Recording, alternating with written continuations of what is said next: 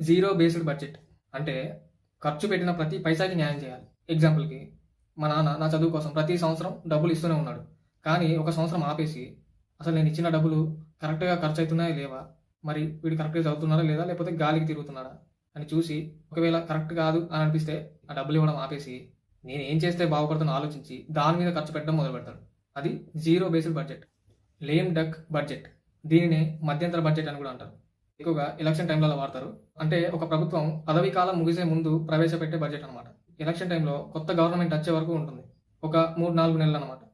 ఇందులో కొత్త పథకాలు, ప్రాజెక్టులు ఏముండవు.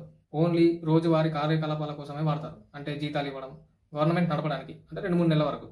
ఎగ్జాంపుల్‌కి మీరు ఒక ఇంట్లో రెంట్‌కుంటున్నారు. ఇంకో నెల రోజుల్లో ఖాళీ చేయాలి. ఆ నెలకు సరిపడా సామాను మాత్రమే తెచ్చుకొని ఖాళీ చేస్తారు. సో ఇది కూడా అంతే. అండ్ లాస్ట్ ఏడవది సప్లిమెంటరీ బడ్జెట్. అంటే ముందుగా అనుకున్న ఖర్చులకు మించి అవసరమైనప్పుడు దీన్ని ప్రవేశపెడతారు. దీని గురించి భారత రాజ్యాంగంలో 115వ ఆర్టికల్‌లో కూడా చెప్పడం జరిగింది. ఇది బడ్జెట్ రకాలు. ఇందులో మన దేశంలో ఎలాంటి బడ్జెట్ రకాలు పాటిస్తున్నామో కామెంట్ చేయండి.